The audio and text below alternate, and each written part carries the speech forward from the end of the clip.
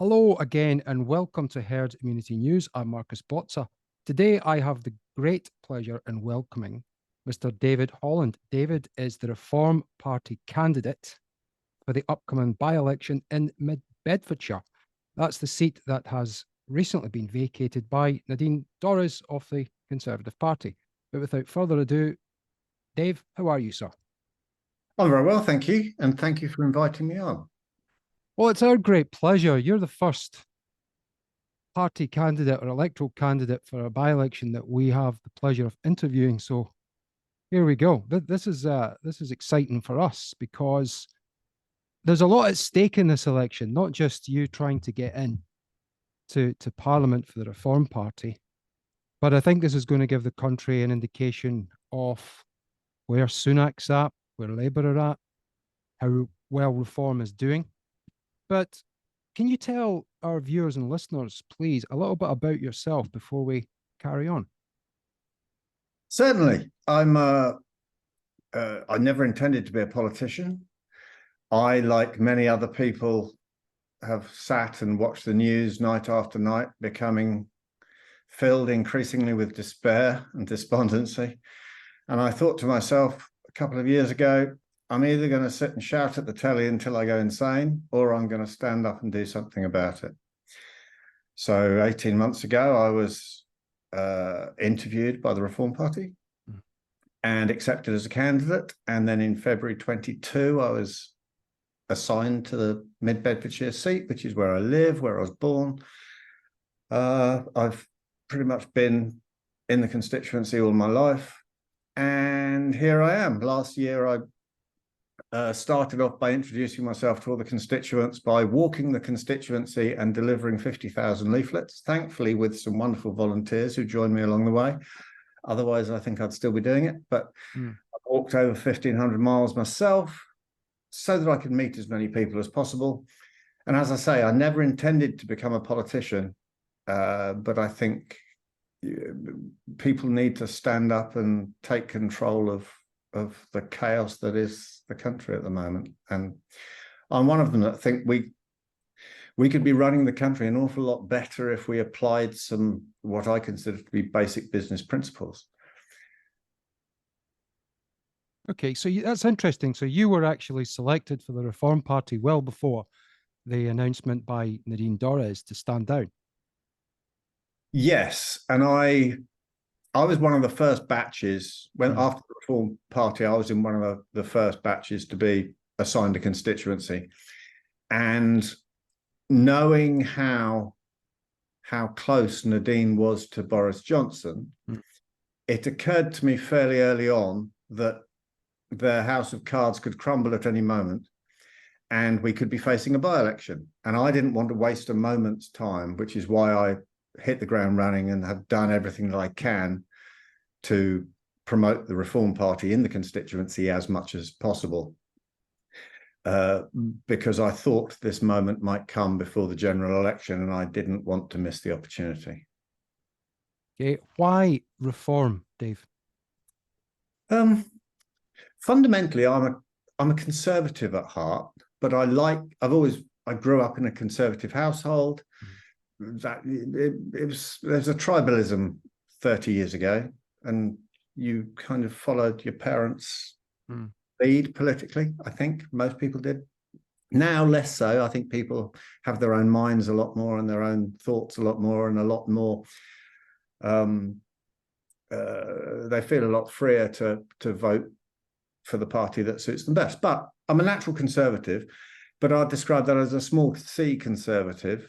My values used to be aligned with the old Conservative Party as I saw it. I never left the Conservative Party. In my mind, the Conservative Party left me. And Reform offers small C conservative values, but with compassion. We're all for getting ahead and being a meritocracy, but if the difference between the haves and the have-nots is as big as it is now, you end up with a very disjointed, disconnected, unhappy society that can't function. So it's great for people to make money, but you've got to take your workers with you on that journey your employees or whatever. Everybody's got to be earning a living and be happy with their lot. Otherwise, you end up with a society that we've got now. The two greatest industries in the last 2 years have been helicopter sales and food banks. That can't be right. Indeed, indeed. I mean, Mid Bedfordshire is a Conservative safe seat. It's one of the safest seats of the Conservatives in the United Kingdom. At the last election in 2019, they got nearly 60% of the votes. Many people now, though, say that the Conservative Party isn't conservative anymore. Are they right? Yes, I think you'd struggle to find anyone in Mid Bedfordshire who still considers it to be a safe seat. Well, it's obviously my intent to demonstrate how unsafe it is for the Conservative Party. Sorry, I can't remember the rest of the question. It's okay. I mean, I asked you, are the Conservative Party conservatives? I mean, I'll give you some help on this one. When we look at tax, income tax, and corporation tax, it's at the highest it's been in 71 years. Look at mass unlimited immigration. We're sitting around 606,000 people net migration, with 1.2 million coming across last year. We have a problem massively with illegal immigration, people who we know nothing about heading over to this country. Nothing is happening or being done. And you also have a commitment not to manufacturing, not to GDP, but to this thing called net zero, which is having dire consequences for the United Kingdom. Alternatively, those countries like China, India, Southeast Asia, that region, the Middle East, that region, they're all around 5 to 6% GDP. Those are the kind of things that people are saying to us at Herd Immunity News, to say that this Conservative Party are conservatives in name only. Are they right? I'm inclined to agree with you. Since the Blair era, we've had progressive socialism thrust upon us, and the Conservatives have done nothing in the last 13 years to reduce that or dilute it or turn back the tide of what I see as progressive socialism. The highest taxes in 70 years, ESG, the cost of living, cost-push inflation can't be solved by jacking up interest rates for people who already can't afford to pay their bills. The cost of net zero, I think, is just beginning to dawn on people, as well as the impossibility of achieving it. Yes. And I think if we actually, all they're doing at the moment in Great Britain, as far as net zero goes, is moving our carbon emissions from one column on a spreadsheet to another column on a spreadsheet. If carbon was the issue, and I don't see it as being the issue, but if it was, and that is your take on life, and we need to reduce carbon, then we surely need to do that as a planet and not as a country. Because all we're doing as a country is virtue signaling by saying, yes, since the 90s, we've reduced our CO2 emissions by 40% or 50%. But we've done that by exporting our jobs to the Far East, where all of the manufacturing that used to be done here in a controlled environment with factories that were burning cleaner fuels, and we had control over the fuels that they were burning, and now using carbon fuels and coal-fired power stations to generate the power they need to make the stuff, to stick on a tanker, to fire back over here again. The goods that we use haven't got less carbon attached to them in their manufacturing. They've got more. We've done the same thing with our gas production. Instead of pumping our own gas, instead of fracking and actually using our own resources, we're liquefying natural gas that's fracked in the United States and then shipping it over here. And we're doing that because we can move it on a column on a spreadsheet. And by moving it in a column on a spreadsheet, we can virtue signal and say how good we are, because our 1% of the global swimming pool has got less we in it. But the rest of the swimming pool's still full of we. So we're no better off as a planet. We're not fixing anything. We're not saving anything. It's just a smoke and mirrors expensive nightmare that isn't going to improve anybody's life one jot. I think that's right. And I think most people in the UK now that really look at it objectively rather than getting emotional about the sort of questions that they ratchet up, like, are you interested in cleaner air for your children? Well, of course, everyone's going to say yes, but at what cost? Now, the cost to net zero is something like 5 times the amount of loss to us of the investment that we make. We interviewed the candidate for London Mayor, Howard Cox, and he told us that, I think it was CBI that came back to him, and they said, we've costed it all out and we can make £75 billion from green industries in the UK in the next year. How much is it going to cost? Howard put to them. 5 times that amount, round about 380 to 400 billion. So you see, the net zero plan and the ideology is vital to the future of this country, because if we handcuff ourselves to a technocracy, in my view, and some of our listeners, Dave, this is what they're saying to us. If we handcuff ourselves to that, our stock is tumbling and plummeting into a black hole, whereas these other economies that are still opening up 200 coal-fired powered stations a year, that's China, they're sitting around 6% GDP.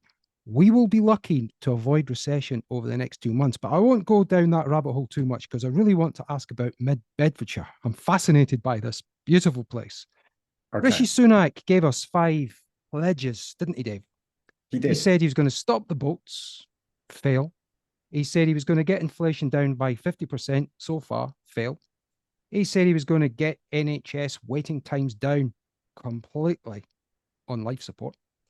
He said he was going to get debt falling down. Well, no, he's spending more than ever, whether it be money to Ukraine, whether it be cash over to Mr. Macron to actually send more people over to this country. And he said he was looking for economic growth. Well, as we just said, it's 0.1% in the last quarter. What are your 5 pledges for the people of Mid Bedfordshire, sir? Well, we've actually got different ways of attacking his 5 pledges that we think would work better than his. Well, please. Well, where do I start? The first one, as far as the national health is concerned, right, our strategy would be to take all frontline medical staff out of paying basic rate income tax for the next 3 years. Okay. That's still anyone over £50,270 would still pay upper rate tax, but no frontline staff would pay, and that includes care workers, would pay basic rate income tax, which would give them an instant economic boost for the next 3 years. Will be reviewed after 3 years, but that would halt the strikes and encourage, we believe, nurses who've left the profession to come back into the profession, because they're the fastest skill set we can get back into the profession, because they've already got the skills and the training. They don't need to start from scratch. On that basis, we believe that we could cut the waiting lists in 3 years' time to nothing. We'd leverage the private sector roughly in the same way that Tony Blair did in 2006, I believe, when he used a voucher system, where if the NHS if you couldn't see your GP within 2 or 3 days, then you got a voucher to see a private GP. If you couldn't see a consultant within 3 weeks, then you got a voucher to see a private GP, private consultant. And if you didn't get your operation within 4 months, then you got a voucher to have that paid for by the NHS as well. So that would utilize all of the current unutilized medical facilities that are in the private sector, and it would solve the problem of healthcare that we have at the moment and get people seen and get people treated and improve their clinical outcomes. That's one of the things that we'd do. As far as Mid Bedfordshire goes, I've made a pledge to the people in Mid Bedfordshire. We historically, over the last 15 years, haven't had what you might call a consistent, regular service level from our MP. Mm-hmm. That's Nadine Dorries. Yes, some people have. Yeah. You know, I have spoken to some people, in fairness, and they've said, no, she responded to me, and that's fine. But they're usually parish councils and people with a little bit of authority that she actually responds to. If you're a member of the public, you tended not to have quite so much success. So I've made a pledge that if I'm elected as the MP, I will do three things. And they sound fairly basic and fairly simple, but we haven't received these to date. I've said I will hold a minimum of 12 surgeries every year that I'm in office. They'll be at different locations around the constituency, in cafes and coffee shops and pubs, so everybody will have access to me. I've also said that I will respond to every phone call and email within 2 working days, so that people know that I've received their message, heard their message, and that I'm doing something about it. And I think that will give people 3 measurables that they can judge me on. These are minimums, not that I see as just basic business standards. But there is no requirement of an MP once elected to actually deliver anything. The only accountability they have is in 5 years' time at the ballot box. So I wanted to give people some measurables that they could judge me on. Well, that's encouraging. That's encouraging, because Nadine Dorries, without putting the boot into her, she's done a pretty good job herself. The record was woeful, and the attendance was next to nowhere from what we've read from local press, and we've also picked up on your pledge as well. But look into the businesses in the area, the small to medium-sized enterprises that have been mercilessly hammered with increases in corporation tax. What would you be campaigning for and fighting for, as far as they're concerned, to try and give them more take-home pay? Well, the corporation tax increase was hideous. That's just one part, but I'm talking about driving the business. You've talked about tax, but I'm talking about actually boosting business, driving the business. Right. One thing that is very important, in the whole constituency of Mid Bedfordshire, we do not have a bank. Wow. Yes. Wow. I've travelled everywhere. There is not a bank branch in Mid Bedfordshire. There are a few rumours that they might open up a little sort of banking hub, but if you want to get hold of some cash, right, you just can't. So cash is going to disappear because traders can't get hold of the change they want or bank the cash they take. So how are they supposed to trade in cash if they want, yes, it's a free choice for people to spend whatever current legal tender they want, but they are being forced not to, not to be able to. And I find it quite outrageous. That's a disgrace, to be honest with you, that there is not one bank in Mid Bedfordshire. So how many people are we talking about here that are without a bank? 95,000. 95,000. So what, do they have to head to Luton to get a bank? Yes, you've got Bedford, Luton, Hitchin. Cambridge? No, that's far too far. Bedford's just at the top of the constituency. Luton. I know the area a little bit. I know you've got Luton just south, isn't it? Yeah, Luton at the bottom, and then Hitchin's sort of at 4 o'clock. But that's really sad, and it's very terrifying to see where the society is going, and the banks have been allowed to do this. Obviously, they regulate themselves, and that's a huge part of the problem. And we can't expect the Reform Party to solve that. But certainly, so what you're saying is that you would do everything within your power to try and get one of the banks to open up a branch in Mid Bedfordshire. Well, yes, but the problem is bigger than that, because geographically, businesses, don't want to travel that far to do their banking at the end of the day. But you can't, especially as banks are so convenient, they're usually shut in the middle of the afternoon, shut for lunch, and open after you've gone to work. Yeah. So it's not just a case of having one branch.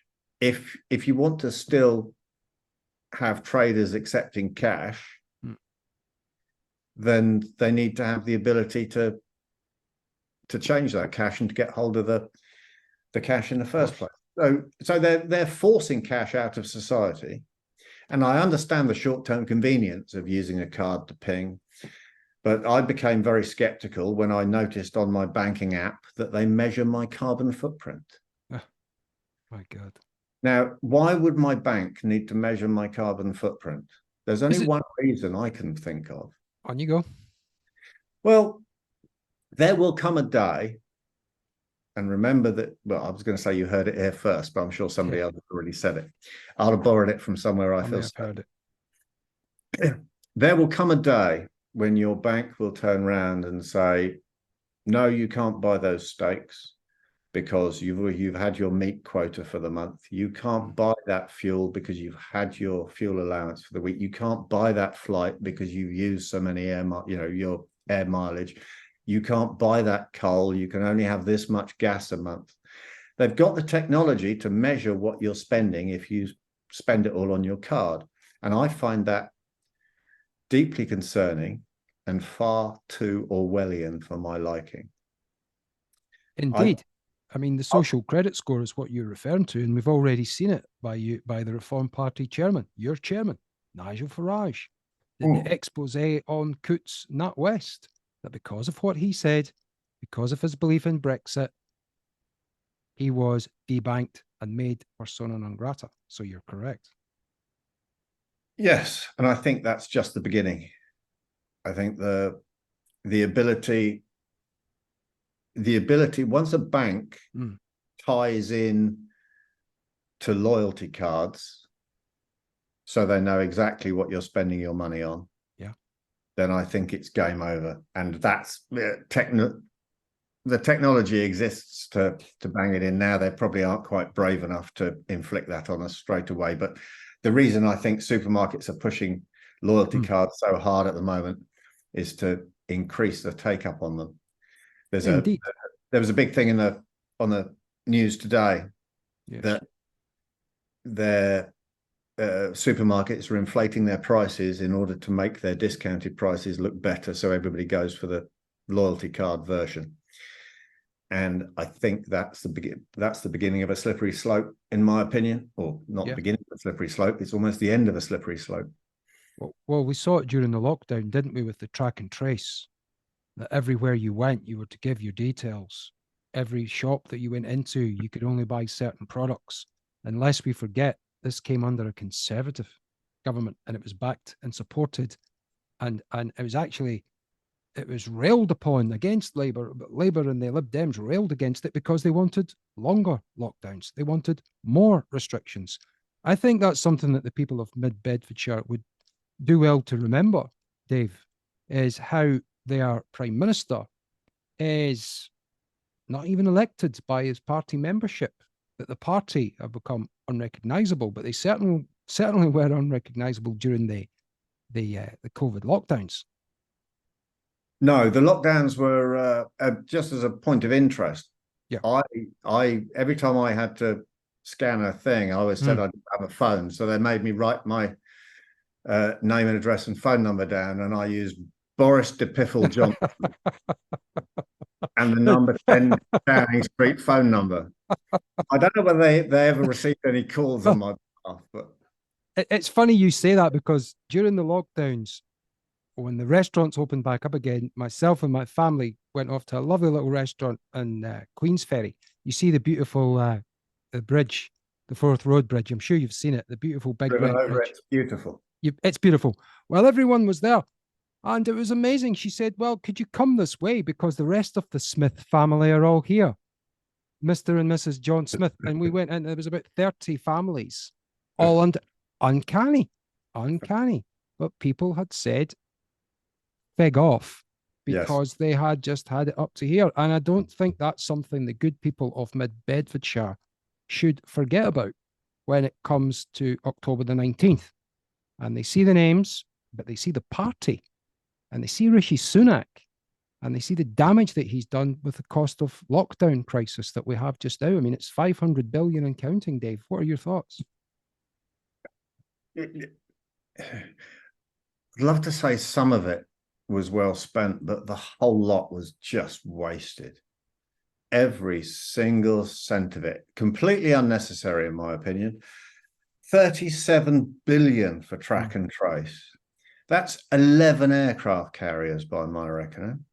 But bearing in mind, we've only got one working aircraft carrier and the other one's being used for bits. But you can spend the equivalent of 11 aircraft carriers on that. And then we've got the 8 billion of wasted PPE. They dug a hole and buried, and then all the bounce back loans that people have used for deposits on buy-to-let houses and never had to pay back, and the whole thing. And according to Rishi Sunak, it's not worth chasing.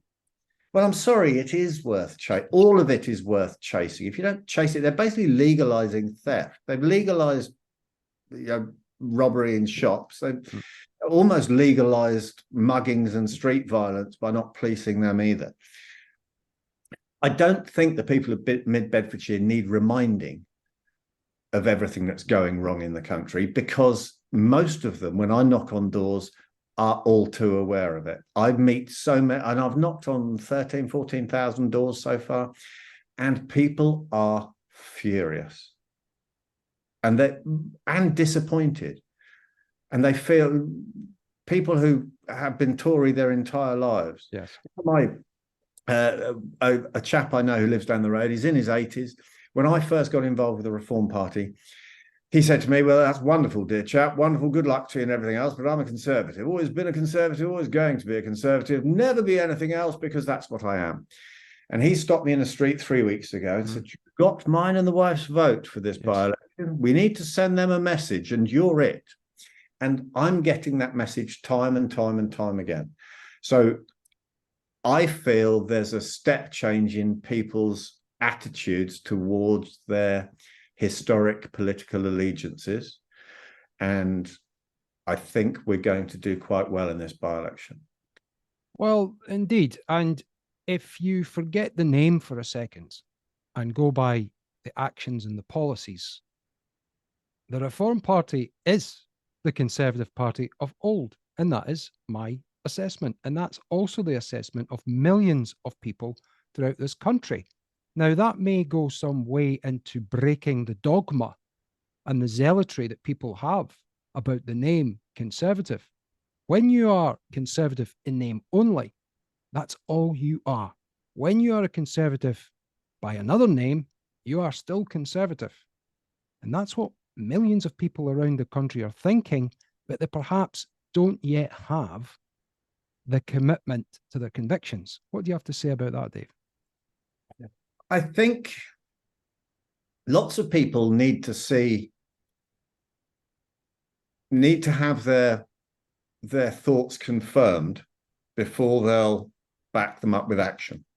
And I think in the longer term, so until we have success, people won't believe that their vote won't be wasted by voting for us. Right. So I believe that this Mid-Beds by-election is going to be the by-election that makes that change. All of our internal polling is looking quite strong, and I'm looking forward to the next YouGov poll or whoever does it for Mid Bedfordshire, because I think we're going to have some very good numbers come out, and that should be the step change that opens people's eyes to where their vote should be going. And then I think at the actual by-election itself, I mean, it looks like it's going to be a four-way fight. Anything could happen at the moment. It is all to play for. Yes. But even if we don't win it, we're going to give a very good showing, and there will be an awful lot of people in the constituency who'll kick themselves and say, I knew I should have voted for them. If I'd have voted for them, they'd have got... And that will set up us and the party up for the general election. So this is a stepping stone by-election for a 2-year-old party to get where they need to be. Indeed, indeed. And lest we forget that Labour, according to one poll that we've looked at, are sitting around 28% in the poll. So let's say give 3 or 4% either way to that. The Conservatives are sitting around 22%. Same to them. Independent candidate, who I believe he was a council leader as well, the independent candidate there.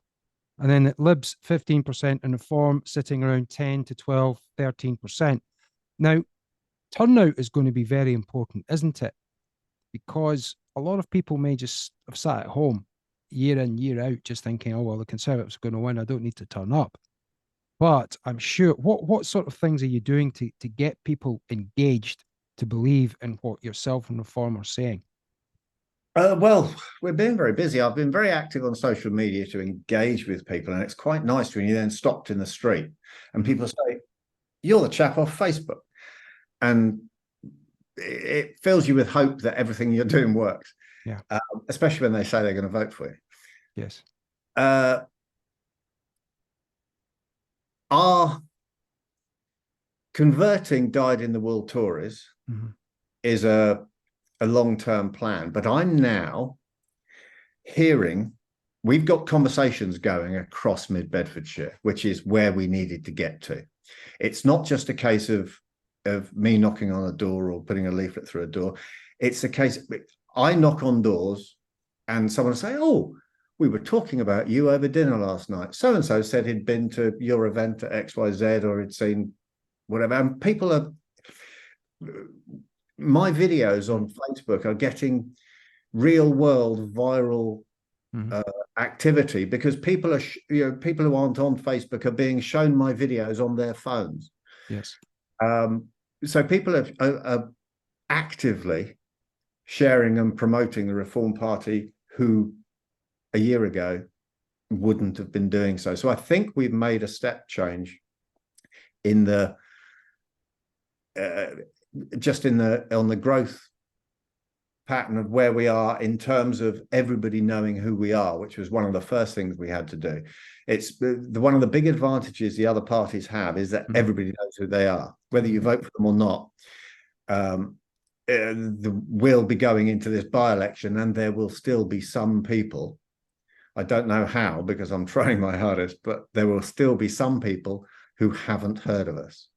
And the first step is obviously get to the point where everybody's heard of us. But the amount of points of contact you have to make for that to register are quite huge. Well, shows like ours that we've got quite a sizable Twitter following.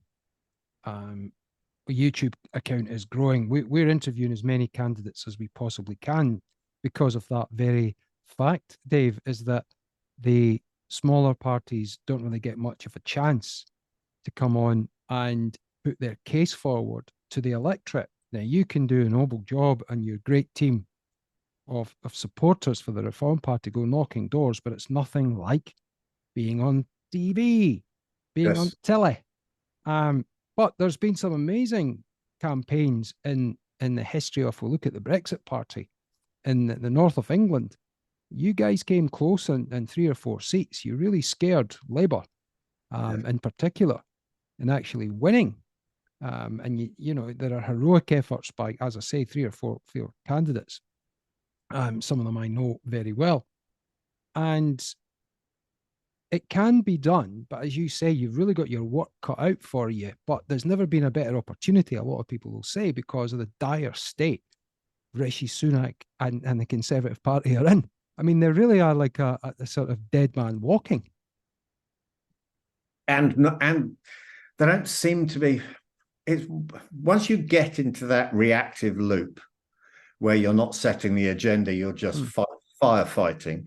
It's very difficult to break out of it.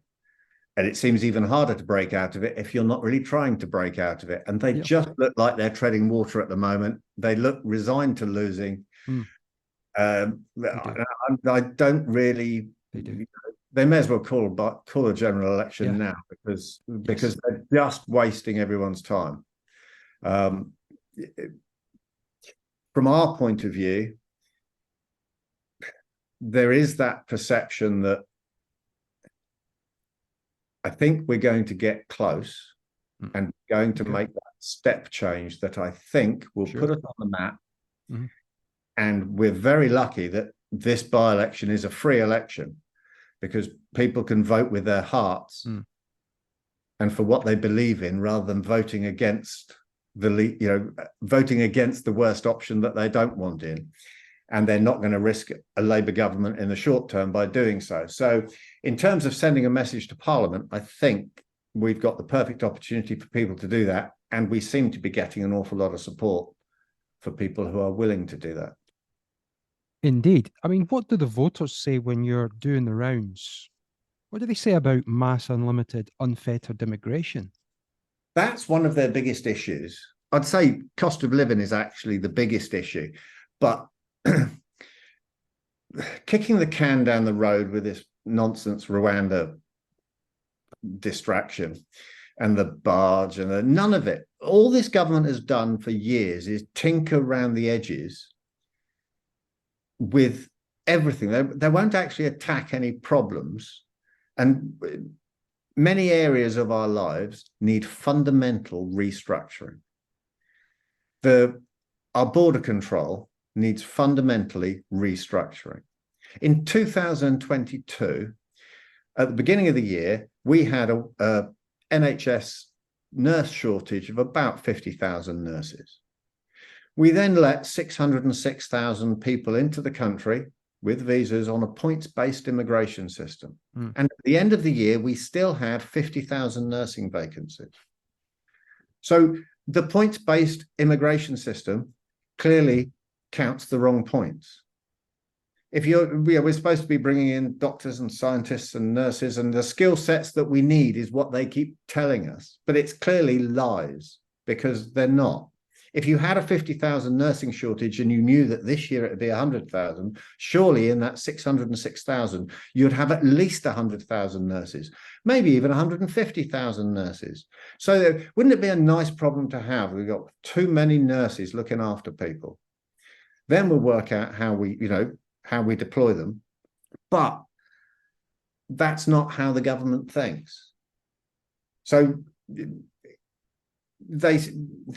Priti Patel was on Nigel Talking Farage. Pints on GB News. Yes.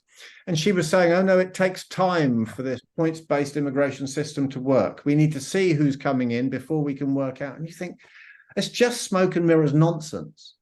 You can see after a month, you can see who you've let in and has it helped with the skill shortages in whatever areas.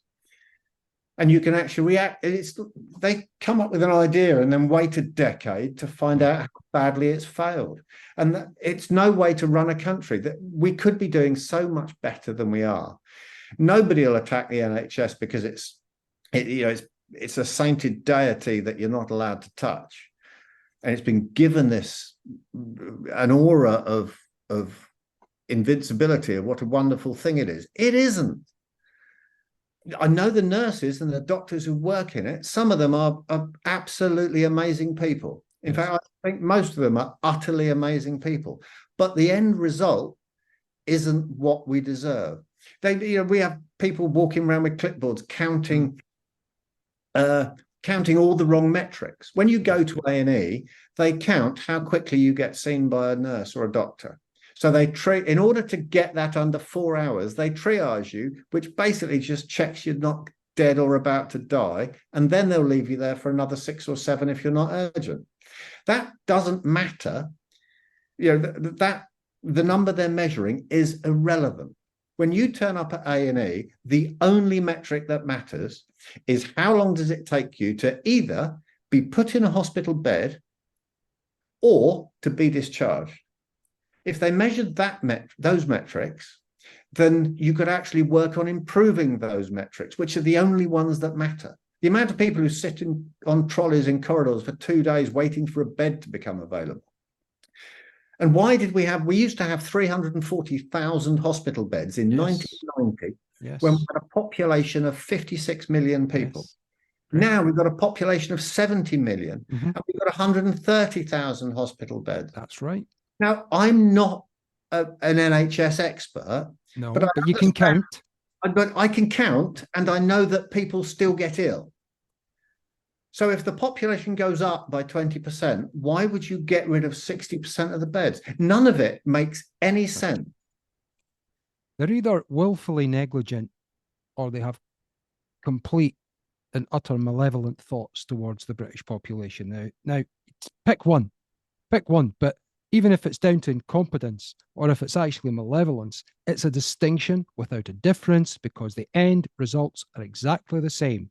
Big problem that we seem to have in this country, and I'm interested to hear how you would deal with this. Do you remember Dominic Raab, the former erstwhile Foreign Secretary? Well, what happened to Dominic Raab was he was stitched up by the civil service, just as Suella Braverman has been attempted to be stitched up. He was ousted for allegedly raising his voice. Dave, can you imagine that? Raising your voice at someone in this day and age? And Right. he threw a tomato into a waste paper basket, and that saw him ousted. The civil service seemed to be running the United Kingdom into the ground. I don't think that's even arguable now. They're obviously not interested in Brexit or the will of the British people and the greatest democratic exercise we've had in our history. They're pro open borders, mass unfettered migration. What would you do and what would the Reform Party do to get these people out the door and get real people in who care about this country? Well, it's not just civil servants. No. I think the next election is going to be about who do you want to run the country? Because I think that, sadly, for the population of Great Britain, they are misguided in the belief that they live in a democracy and that they run the country, and that politicians work for them and will implement the manifesto that the people have chosen for them to implement. That is how I think the people think the system works. But what we've seen, as you quite rightly say, is civil servants actively working against or looking like they work against. I'm not convinced they're actually working against the current government. Incompetence then. Sort of in lockstep with them. But you've also got bankers who think they run the country. Mm-hmm. Isn't it odd how there was a massive run on the pound when Liz Truss's low tax? Wasn't that odd? Yes. But now bond yields are higher than they were then, and there isn't a bank run. Yeah, the gilt yield percentage, your borrowing rate's gone up 0.3%. Yes, but bankers bankers aren't getting out of sorts at the moment because they've got the right man in charge. And then you've got multinational businesses. Now, multinational businesses really like unfettered immigration because it provides really cheap labor for them. They don't care about our country. All they want is cheap labor. And then, so the list goes on. And then you've got all the unelected quangos that also think they've got influence over the country. The WHO, the World Economic Forum, they've all got a dog in the fight, so to speak. Bad terminology at the minute. Horse in the race. And I think that is going to be the battle at the next general election between them and the people as to who runs the country. The only benefit we've actually been allowed to have from Brexit so far is that our government are wholly accountable to the people of Great Britain. They can no longer blame Europe and say, oh, no, we can't do that. It's an EU directive. We have to do it. They are responsible. And it's up to the people of Britain to say, enough's enough. We don't want this. We want to do it our way and vote reform. And there you go. A lot of people will still argue that we are under EU directives, unfortunately, Dave, especially the people of Northern Ireland. But yes, on you go. Split. The Conservative and Unionist Party, that we've already established are not conservative, are also not unionists. It is the first time in the history of, well, certainly in modern history, that a nation has ceded land to another nation without a shot being fired. Yes. And that is effectively what has happened. And there is, as far as I'm aware, and Ben Habib is my expert on all things Northern Ireland. But as far as I'm aware, there is no restriction whatsoever that means that we cannot have a soft border between the Republic of Ireland and Northern Ireland for trading purposes, which would be done electronically, and get rid of the border in the Irish Sea. All the Good Friday Agreement says is you cannot have, I think it's either manned or military checkpoints on that border. But the border exists because the EU and the Republic of Ireland acknowledge that Northern Ireland exists. So by acknowledging that, they acknowledge that Northern Ireland isn't the Republic of Ireland, so there's a border in between. So the border's there. We're just not allowed to have armed guards on it, which is fine because, you know, no one wants to go back to those times. But we could have an invisible border governed electronically as long as our goods meet their requirements, their goods meet our requirements. There's no reason why the whole thing can't be done on paper. Well, there is no reason whatsoever.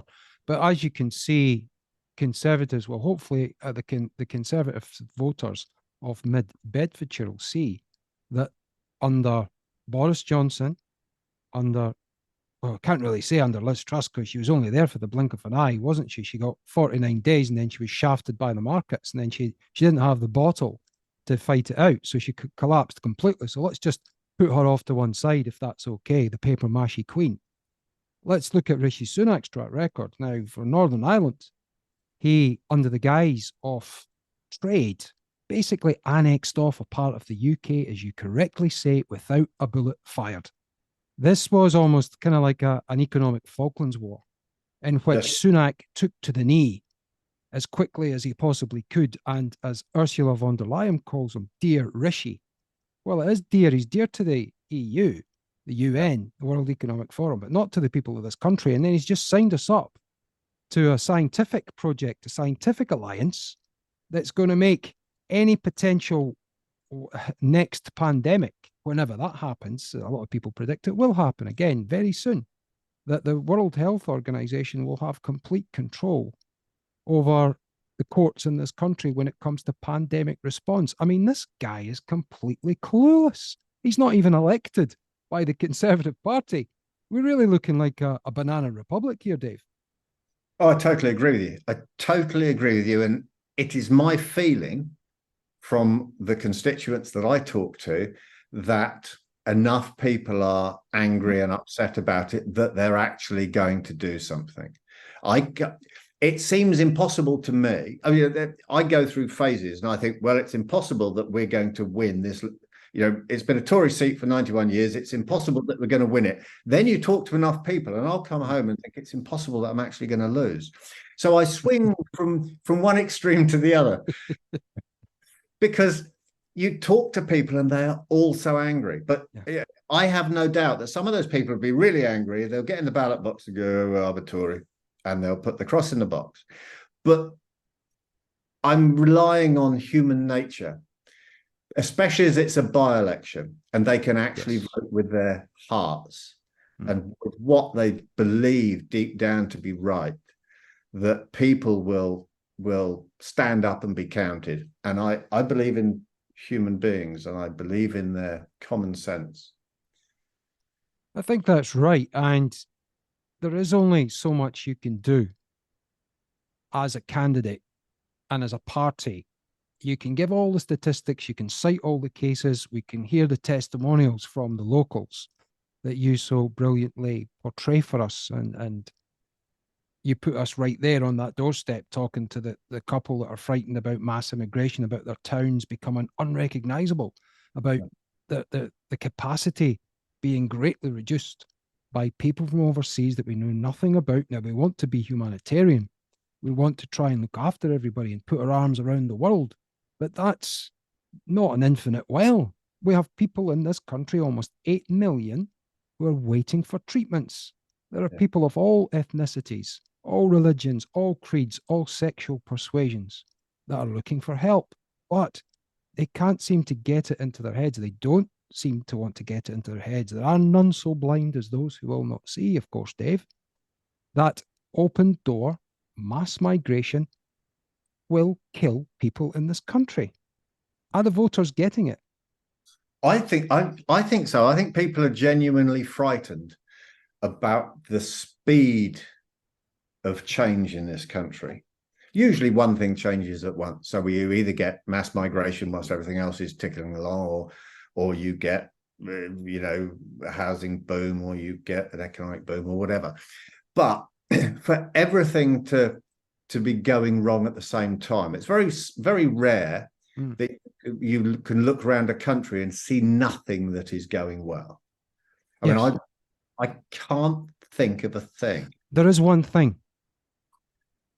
Can I mention it? That Serco are doing very, very well. Have you seen their share price? These are the companies, Serco. These are the companies. Oh, Serco. Yeah, this is the company that house, manage, feed, clothe, transport illegal migrants. They're doing a roaring trade. Now, isn't that owned by Rupert Soames? Yes. Winston Churchill's grandson. Yes. Yes, that's it. Or I say owned, it's partly owned. Yes, he's the CEO. Partly owned. But that's the booming industry in this country. Is illegal migration, people trafficking. The booming industry appears to be government contracts. Yeah. Look at the size of the state that we've got. I think something like, what is it? We're about 40% for GDP goes on the state now. It's the largest it's ever been, or 43% under the Thatcher years. Our last economic successive era, as far as I can see, she sat around 30%. The Baroness Thatcher, Lady Thatcher, she always kept it around 30%. And I'm sure the people in Mid Bedfordshire would love to have someone like Mrs. Thatcher back running the country. Do you think that's fair? Yes, I mean, I grew up as a Thatcherite. When you look back, I'd say not everything that she did was perfect. No. Things like, the water companies at the minute, we're actually, were privatised. Since privatisation, they've given £70 billion to their shareholders. In the meantime, we last had a reservoir built in this country. Now, I can imagine the planning issues and everything else. Forget about that for the time being. Sure. If you're going to increase the population, you need more water. We're a lovely wet country. All you got to do is store it somewhere. So dig a big hole and put the water in that. 1992, I think, was the last time we built a reservoir. In my mind, there should be a service level agreement between the people and the water company.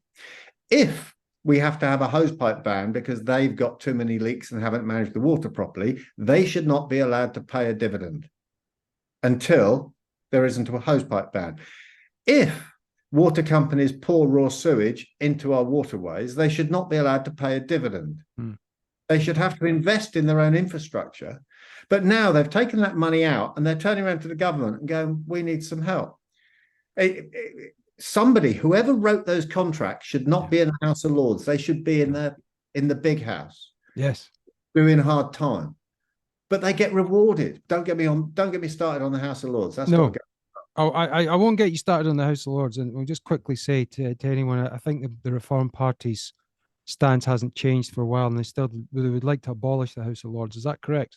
Yes. Yeah. We think it'd be the perfect opportunity to have a representative second chamber elected by PR, so that it actually, instead of representing the previous government's wishes, which is how it is now, it would actually represent the people as a secondary chamber to the Commons. So when the Commons go off on a tangent like they have now, and Conservatives stop being conservative, Labour stop helping the working man, Liberal Democrats, God knows what they represent. When it all turns upside down and no one knows what anyone stands for, at least you would have one house that had a hopefully representative selection of people to hold the Commons to account. I think it'd be a step forwards for the country, and it'd stop. MPs have already been paid. Why are they getting paid again with a peerage? Yeah, well, it's just the old boy network at play. I mean, I've always said the old boy network is fine as long as they're benevolent and not malevolent creatures. Everybody knows that they will want their profits. They will want their shares to go up in particular companies that they've been backed by all their days and all their years. But when you actually see the damage that's being done long term in this country, we're really up shit creek without a paddle, excuse my French. And no one's going to invest here from overseas unless they're ready to come and asset strip us. Now, it seems to be a massive concern of your party chairman, Nigel Farage, of China looming into everyone's spectre. You must give us your views on China, and do they represent friendship or are they a foe of this country? It's an interesting one because the data war. I work in IT in my day job, so I kind of understand data and the protection of it and the use and misuse of it. Yes. Data is more powerful than, more valuable than gold. And the monetization of that data, the digitization of people, is the attachment of that data and a computer somewhere to an individual, is worth an infinite amount of money. You have no idea, which is why all these social media companies are scraping your data and the Chinese are doing it. And everybody who has a device that you have bought is scraping data from you. And all of that data, at some point in time, they'll add it all together, and then they truly will rule the world. I am worried about bad actors in that field, but then who are the good actors? My view is that we each individually own our own data. And yes, you could rent it to these companies, but that's not how the system's been set up. The system is you give your data away, and unless you ask for it back, and how do you know they've really given it to you back? You don't. Would the Chinese give it back to you? No. Would you have a Chinese phone? No. Well, I wouldn't have a Chinese phone either. Would I have? Would I have a Chinese 5G network in the country? No. Why? Because it gives them, I'm not saying that they would, but if it gives them the opportunity to do it, then if I was the Chinese, I would think to myself, well, let's just have a little listen, shall we? I mean, personally, for most people, it doesn't matter because you're not trading state secrets. You're not talking about state secrets. So they're not going to be that interested in your conversation. But they've got the power to invade people's thoughts almost. And I find that quite frightening. I mean, I do quite a lot of work in internet marketing. So I spend half of my time. Right. I'm the guy who makes, when you have a conversation and say, I really want to buy a blue widget tomorrow. Yeah. Do you know if they still sell one in that shop in the high street? And then when you turn your phone on, there's an advert for blue widgets. Yes. I'm the guy who makes that happen. So the live microphones that were called conspiracy theory, Bradley Manning exposed this, the infamous Bradley Manning. I don't know if you know that name or that name's familiar to you. He was a spy caught. He was a former CIA operative, and he was caught. He fled to Russia. Yeah. And while he was in Russia, he was interviewed, and he said that the live mic is real. And a lot of people say that the Alexia system, you know, you have a little, I've never had an Alexia, and I do the best to switch all my microphones off. Say that the Alexia system can actually record everything you say. Is this real? Yes. There is a function that at the end of the day, you have to ask Alexa to delete everything it's heard that day. Right. Otherwise, it'll remember it by scratch. But anything that's voice activated, yes. So your iWatch or your iPhone or anything that's voice activated, your TV or your doorbell or whatever, is always listening to you. Zoom. Yes. I won't be going back to Beijing anytime soon, Dave. Well, that right now. We live in frightening times, but the technology is still in its infancy. So governments certainly don't understand the potential risks and challenges that it presents, or how to legislate for it.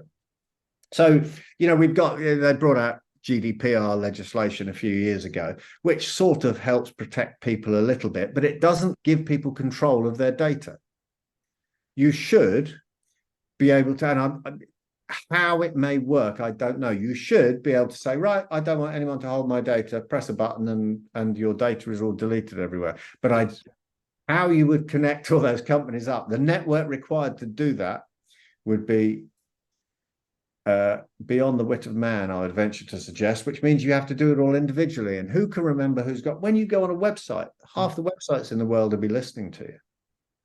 Of course. Well, I mean, the digital dictatorship is here and it's been alive and well for many, many years, whether it be credit card transactions, whether it be emails that you've sent that are not from a secure site, searches on Google, everything is there. And one only has to look at when someone is caught for murder. The police have access to absolutely everything, to emails and text messages going back years. Even look at the phone hacking scandal that we saw just a few years ago. So what you say is 100% correct.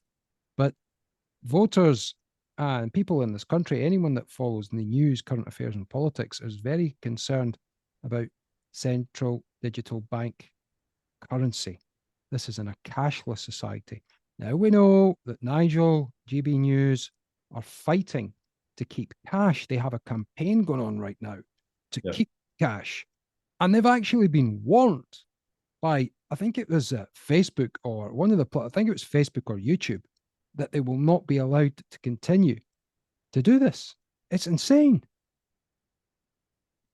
It's not just insane. It's as I said before, it's Orwellian.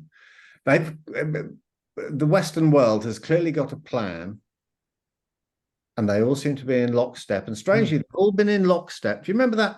Do you remember when Build Back Better appeared at the beginning of COVID? You tell me what they've built back better, because I can't see a single thing that's better. Well, sleepy Joe Biden, China Joe Biden, who's in a lot of trouble right now, and so well he should be for his crimes. And I'll say that happily here. He can take me to court. I don't mind. You'll help me out, won't you? I'm only kidding, mate. If Biden does take me to court, listen, I'll write a book about that, and I can retire. If he does it because of this interview, you need to share this video bit a lot, because I could do with the PR. Yeah, well, look, if I'm in a dungeon somewhere in Guantanamo Bay and you get elected, I'll know it's all been worth it. Is that a deal? I'll do my best to get you out. That's all I can promise. Well, just put me in a nice little. I'll be heading round to the to one of these South American embassies, like Mr. Assange. I'll see if there's any room at Ecuadorian embassy now that they've got a bit of a spare room. But look, all joking aside, this is real, and this is happening. And you're an IT man, and you know that the big move forward, the Build Back Better, the Great Reset. Remember, King Charles was on telling everybody, as he was Prince Charles back then, advising everybody. Sleepy Joe Biden, Boris Johnson, Klaus Schwab of the World Economic Forum. We saw them day in, day out, banging on about you will own nothing and be happy, but not us. We'll still have jets and farms and we'll, like Obama, we'll be at Martha's Vineyard on the seafront, even though we believe the world's going to be flooded. I mean, they never finished the last sentence of that, which was because we'll own it all and we'll be. Yeah, that's what it is. And it's almost like people are mesmerized by this crap. That, you know, they think, well, what can we do? We're powerless. Absolutely not the case. As we see, we cover the story a lot of the Bromley Blade Runners. Now, neither you nor I can publicly condone any of these naughty men climbing up, clipping down cameras, saving everybody a fortune. We can't publicly do anything other than say, dear, dear, dear, what a shame. But direct democracy and the mitigating circumstances, can you see what's driving this? No pun intended. It's the disillusionment and the helplessness. The thing about digital currencies, just to go back to that for a second, in the fullness of time, I can understand why the government are jumping on the Bitcoin bandwagon, because Bitcoin offers digital cash to people. It will be the next version of cash for for transactions that you don't want the government to necessarily know about. Quite how you put it underneath the pillow for a tooth fairy, I'm not sure. But it is the only cash equivalent that will exist if the government go ahead. So the first step, get rid of cash. Then when you're used to doing all your transactions on a card, pinging a card, they'll say, well, there's no difference between that. It's just CBDC is just a digital version of the same thing. And then once they've got that, they'll say, well, you actually, in order to be able to spend that, you need a digital ID.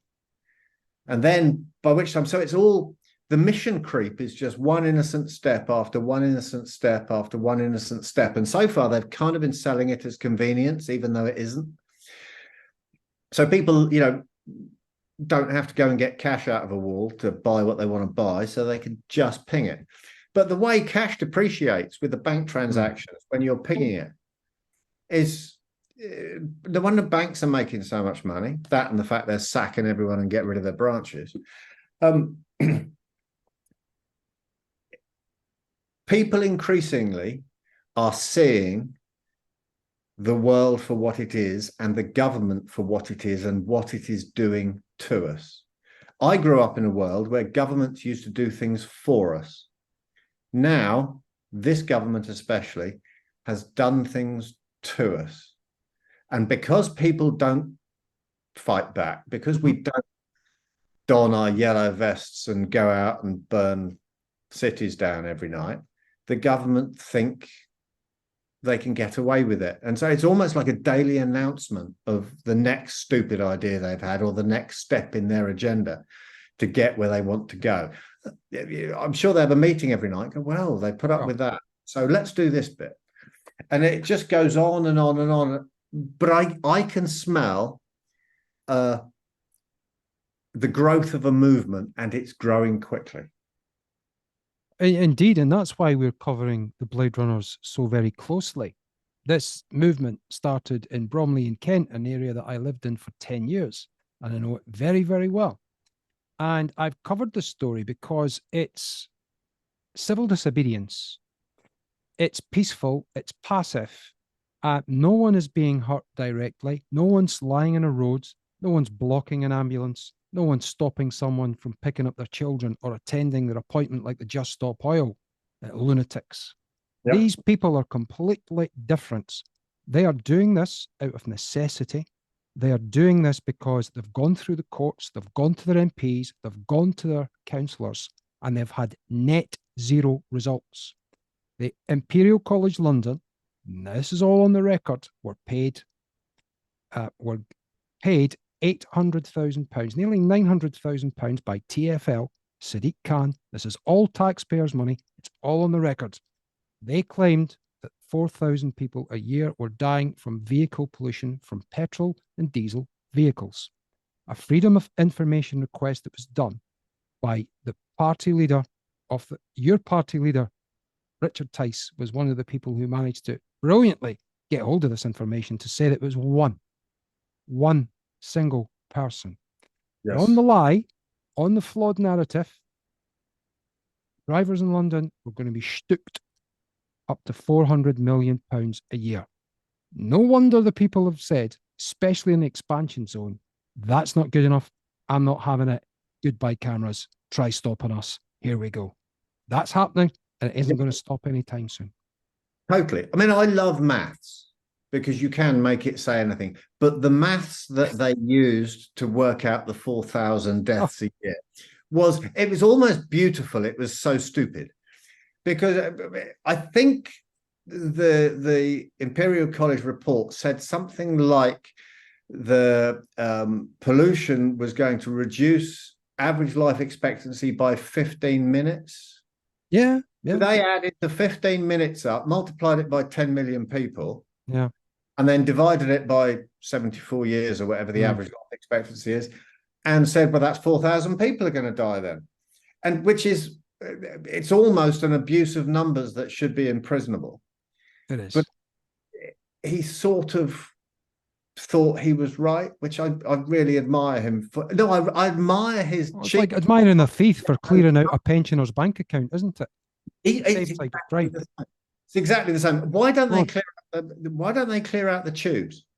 The tube got pollution 100 times worse than on the road. I wouldn't go on a tube. mm, I don't want to breathe all that. It's got arsenic and they don't care. it's got loads of stuff down there that you really don't want to breathe in. But on the road, Yeah. it doesn't matter. You can walk around the road and it's never been cleaner. But he's not going to clear that. Why clear up the bit that's already clean and don't clear up the bit that isn't, unless it's about tax revenue?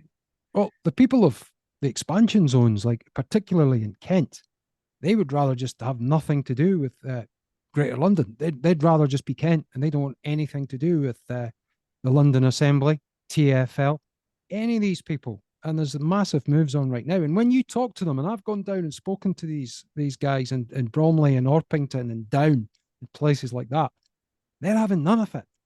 And almost this is the biggest resistance I have seen in my days, bigger than the poll tax resistance. But Yes. they're not smashing windows. They're not covering works of art, which are part of our national heritage, in paint. So anyone that wants to try and say that Just Stop Oil are just like the Blade Runners, they're on another planet. Well, we know that the brains and the minds of the Just Stop Oil people, let's be nice. There are a few sandwiches short of the picnic basket. Let's be fair. If you're going to lie down in the middle of a road and stop ambulances to try and make your point, you've really lost the plot. You've got problems. And well, especially with everything that the government are doing in order to massage our figures. We're not the problem. China are the problem. India are the problem. And the problem with them is that you go and tell the people of China that they can't have energy, cheap, affordable energy. They're not gonna go for that. Neither are the people of India. So that's the challenge that they face. And in normal circumstances, technology and industry and business develop solutions, affordable, workable, popular solutions, which are then embraced by the public because they save the money or are better or more efficient or whatever. What we've had in this instance is a government saying, we're stopping that, and you get either wind or solar are the two options you've got, both of which are shit. They don't work. Yeah. That's all you've got. Yeah. We know it'll never work. We know there's not enough lithium on Earth to make all the batteries we need just to store the power in the UK, let alone the rest of the world. But we're going to do it anyway, and we're going to hope that technology comes along and fixes the problem for us. And it's the wrong way round. If you think back to, when in early 2000s, when nitrogen was the problem, and they wanted everyone to switch from petrols to diesels. Yeah. The development in diesel engines happened overnight, and they drove down. And we were up to NCAP 6, I think. Is it NCAP 6 or 7? I think it is, yeah. But that's because they stopped developing when they knew that all the milk float technology was coming back in. Yeah. And so, but we'd be on NCAP 9 or NCAP 10 by now, and you'd be able to breathe in the fumes from a diesel car and suck on the hose pipe and nothing had happened to you. Yeah. Because technology drives, is driven by demand. So it's the first time in history that the government are or in this country, certainly, that the government are telling us what technology we're going to have. Yeah. And regardless of how inefficient and how much of a backward step it is, we're going to have heat pumps that don't work, cars that haven't got the range.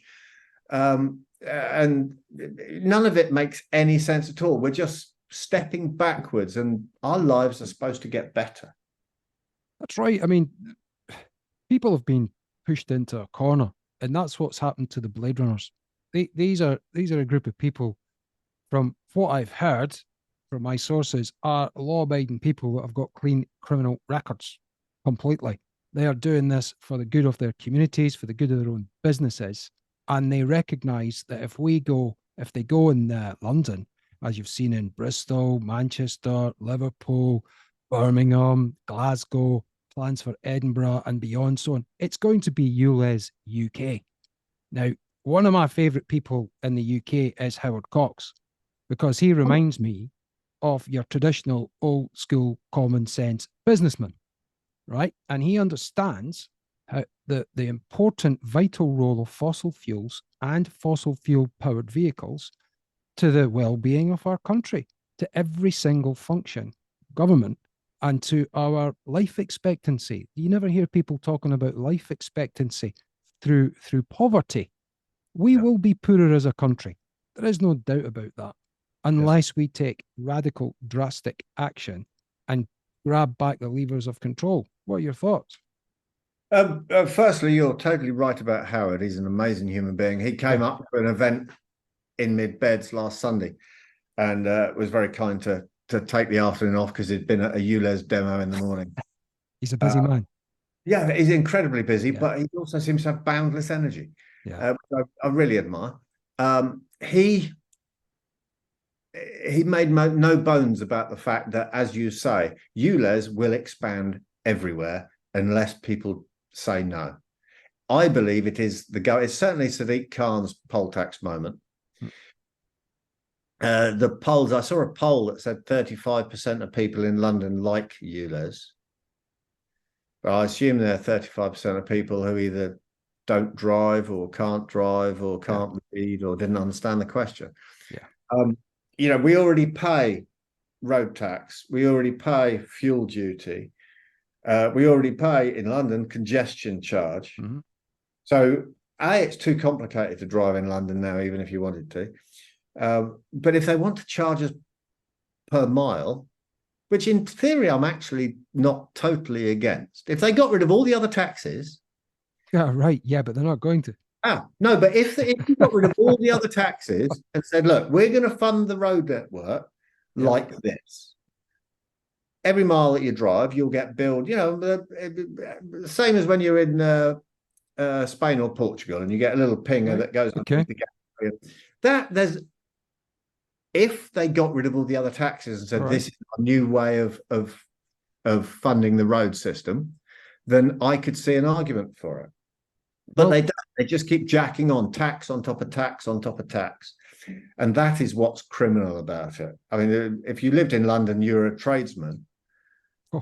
How are you supposed to legislate for that? They're just putting prices up beyond, you know, people must be going bankrupt already. They are. I was talking to them when I was down there making a film, doing a documentary on ULEZ. But look, if you're going to go with that idea, then you're going to have to factor in a lot of variables. As an IT guy, right, and as a maths man, you're going to have to factor in the weight of the cars, because the weight of the cars will have a result on the damage done to the roads. And the damage done to the roads will have to be repaired at the taxpayer's expense. So the electric cars, on average, weigh twice as much as normal diesel and petrol cars. So you're going to have to charge those guys twice as much to use the roads if you're going pay per mile. Because let's be scientific now. Let's get rid of people like Gary Fuller, backhander Gary Fuller, and Frank Kelly, backhander Kelly of Imperial College London, and broken calculator Neil Ferguson, Shagger Ferguson. Let's forget these people and you and I talk about it. If you've got an electric car, Dave, you're going to have to pay more. Yes. You're also polluting the planet quicker than petrol and diesel, because the byproducts and the waste from the batteries, they're going to have to bury it in lead-lined containers, either in this country or at sea. Dave? Yes, and not only that, but everybody knows the statistic that an EV will become carbon neutral after it's done 70,000-ish miles. But what people don't usually tack on the end of that is that only if you recharge it with 100% renewables.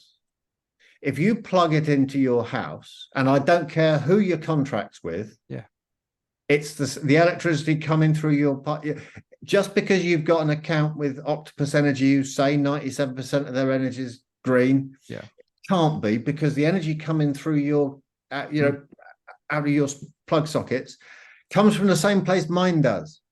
So it's nonsense. It's just smoke and mirrors. Read the contract. It's smoke and mirrors.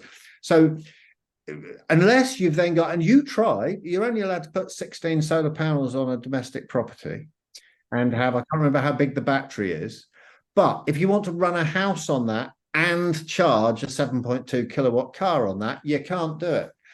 So you can't charge your car and run your house, which means the whole thing, none of it makes sense. If they completed the circle, I wouldn't mind, and said, okay, you can have as many solar panels as you need. Obviously, you need a bigger house with a bigger roof, but that's beside the point. Forgetting that for a minute, let's say you put them in the garden. You need a place the size of the Albert Hall, I think, Dave, with panels on if you're looking for that kind of result. But listen, you've got a Green Party candidate doing the hustings with you, right? Yeah. And would you please say to them, hopefully in a packed hall in Mid Bedfordshire somewhere, you ask them, where do you go on holiday? What clothes do you wear? What shoes do you wear? What car do you drive? What television do you watch? What house do you live in? What is it made of? What is your driveway made of? What is the door made of? What is your seats made of? If they've got nothing to do with fossil fuels, I'll shake your hands. If they have, please, ladies and gentlemen, you're saying a hypocrite. Anyone that believes in net zero, ask them those questions and you expose them for what they are, hypocrites. Yes. I totally agree with you, and it doesn't take much doing, because the plastics industry, if you look at the plastics industry over the last 40 years and how reliant we are, I mean, obviously government made a token gesture with carrier bags, charging you 5p and then 10 people, which make no difference to the packaging. Has your bin got any less full with plastic since carrier bags? It's worse. Of course, because everything comes in plastic packaging. Yeah. And you buy a paper drinking straw in plastic wrapper, and you think these people are morons. They really haven't thought through the whole object of the exercise. But the oil industry, which is where all the plastic comes from, are so integrated in everything that we do. I want to know how they're going to make an EV vehicle without the plastics, because half of them have got plastic panels for weight. Half of them have got plastic dashboards, plastic seats. How can you make all of that? Is it going to be knitted out of hemp? I honestly, I want to say, go on, go congealed lentils, dear boy. Yeah, go build me a car with tires. All our tires now aren't rubber; they're made out of petroleum, basically. Yeah. So go on, go build me a car that doesn't use oil. If you want to be green, prove it. And the car will probably cost £1 million, if not more, and take them an awful long time to make, and it'll be crap. Indeed. I mean, the roads will always need bitumen. The roads will always need concrete. Bitumen is basically the derivative of fossil fuels. These idiots don't get that. And if they were so, as I said to them, you go live in a teepee, right, and eat lentils that have all been organically grown without any pesticides whatsoever, and then you live like that for a couple of years, and then come back to me and tell me how you are. Tell me how it went. But they can't do it. The net zero thing is a lie. It's a brazened lie. It's a money grab. It's almost like going into your local pub, asking for a pint, and it's, for argument's sake, £7. The barman just takes it, pours out 90% of the pint, puts it back down, fills it up with water. Say, there you go, sir. That'll still be £8. And you go, what? Say, well, that's for your health. Yes. I don't want your liver packing in. What are you going to do with the rest of it? Don't you worry about that. It's basically watering down the drinks. Most of you look at the companies that are behind this, it's like BP are behind it, Ineos. They're really just taking the mick. Yes, no, I totally agree with you. It's the largest transfer of wealth since feudalism, I think. In fact, we're going back to feudalism. I know. But we won't go back to feudalism because we've covered so much. Look, thank you so much for giving us your precious time. It is much appreciated. So is yours. It's fascinating because there is a lot to say, because there's a lot going on and we've never seen a period like it in politics. Ladies and gentlemen, Dave Holland is, of course, the excellent candidate for the Reform Party standing in the upcoming by-election for Mid Bedfordshire. Last couple of minutes, Dave, is there anything that you would like to say to your watchers, our viewers and listeners? What is yours? All I would like to say is that I'm not a politician. I'm a businessman who can see what's wrong with the world, can see what's wrong with the country. And along with my Reform Party colleagues, We have developed a strategy and a plan to dig the country out of the mire. We don't believe that we're a country in terminal decline. We believe we've got a great future in front of us. It's just going to take bravery, leadership, and determination to turn the country round, to make it the country that we all want it to be, to actually put the people of Britain first once in a while, just the forgotten middle that never get acknowledged. You get taxed to the hilt and then you never get anything back.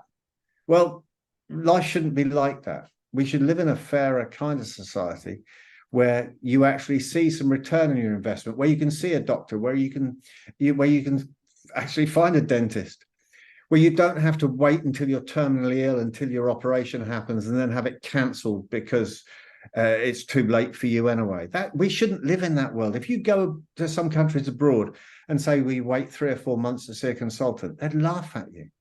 And they've got privatized systems. I'm not saying a privatized system is better, because it isn't necessarily. I love the free at the point of delivery thing, and we as a party love the free at the point of delivery. But that gets abused because people don't value it.